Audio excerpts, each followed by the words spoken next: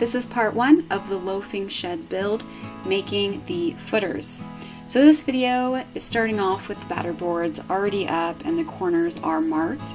We need to be 10 feet off the back fence, and the overall size of the building is 12 feet by 24 feet. We rented an excavator for the day to remove some stumps that were in the way and decided to try to see if we could dig these holes. According to our engineered plan, we need the holes to be 30 inches deep and 24 inches wide. Here we're taking various measurements and laying out our strings. So here you can see we marked the whole locations with spray paint, and Eric's using a piece of plywood that's 24 by 24 to mark the size correctly. There were a couple instances where the holes weren't large enough in one direction, so here Eric's working on digging out a little bit more to get us the size that we need.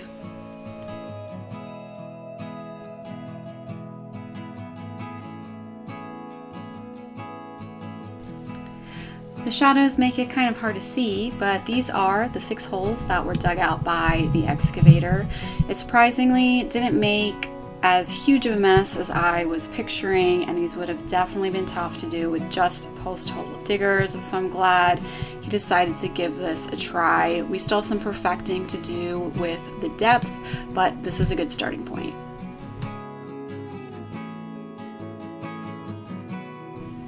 We are making footer forms out of scrap plywood. They're 24 by 24 by 10 inches tall.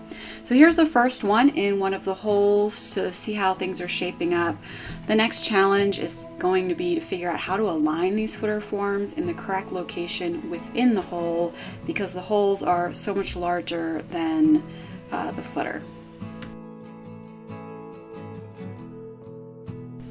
The idea Eric had was to put nails on the top of the footer forms like this in the correct locations and use a plumb bob along the string lines to help locate the box within the hole. We found some free plywood locally that someone was tossing out and decided to pick that up instead of spending money on new plywood. It was not in great shape, and we are honestly not sure if they will hold up, but Eric put together the remainder footer forms with this plywood, and we're just hoping this isn't one of those situations where we wish we spent the money to save a little bit of headache. But here Eric is marking out the box sides to make those cuts.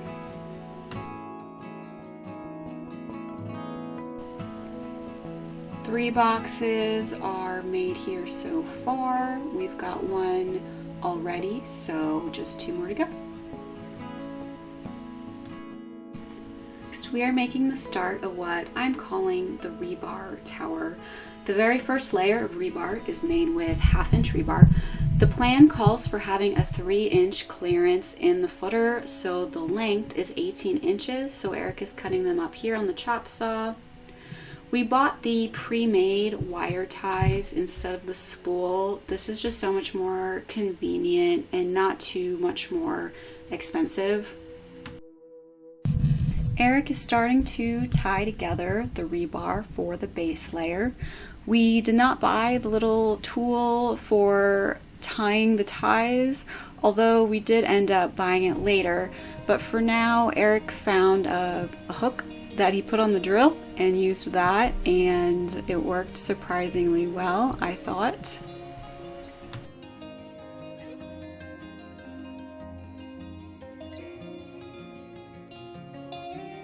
And here's the base layer. So our plan called for 3 pieces in each direction, and we're using these chairs that the rebar snaps into to help us with keeping them off the ground. Next up is to make the L-bars. Eric cut the lengths to be, I think, 40 inches long, and we wanted the short side to be 6 inches long after it was bent. We picked up this fender from our area's version of Craigslist, but it's the one from Harbor Freight. Our plan calls for using 4 of these vertical reinforcers in each footer. So here Eric is using the bender and figuring out, the placement of the bar to get the right bend and size that we need.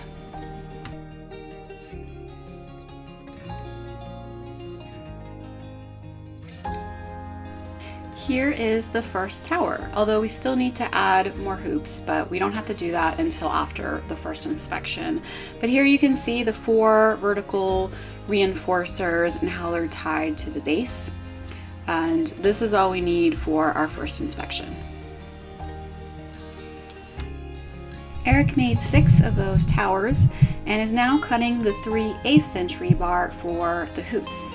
We need 5 hoops for each footer that are 8 inches in diameter, so he's cutting them to 30-inch lengths to give a 5-inch overlap. We're back on the bender to make the 8-inch hoops. Now the bender has a 3-inch bend radius, so it took some practice and fine-tuning to come up with a hoop that was around 8 inches. I think it took about 2 to 3 passes to get the right diameter.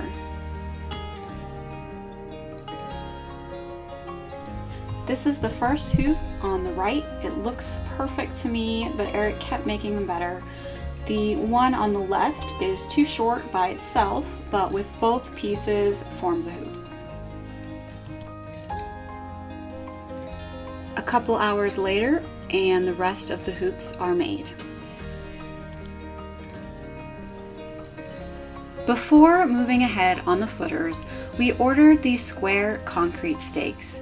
We could not find them locally and ordered these sandbaggy stakes from eBay. They came super fast. We also got 2x4s that we plan on using in the building later as new batter boards. You can see here the excavator damaged 1 or 2 of the boards, so we decided to reset this a bit before finishing the holes.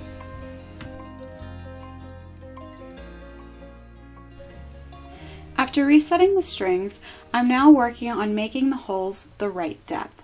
I'm using an 8-foot board to give me an idea of where level with the ground is, to take my depth measurement and moving the soil around where needed.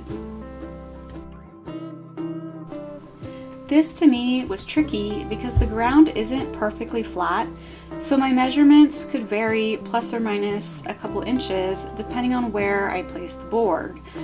So I did my best by taking an average over multiple locations in the hole. So here's an idea Eric is trying.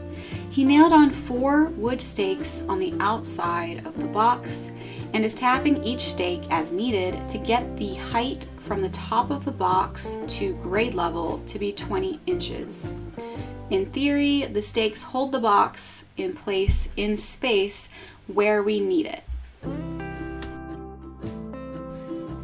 So now we've got our rebar towers out here and we now have to work on getting them aligned correctly.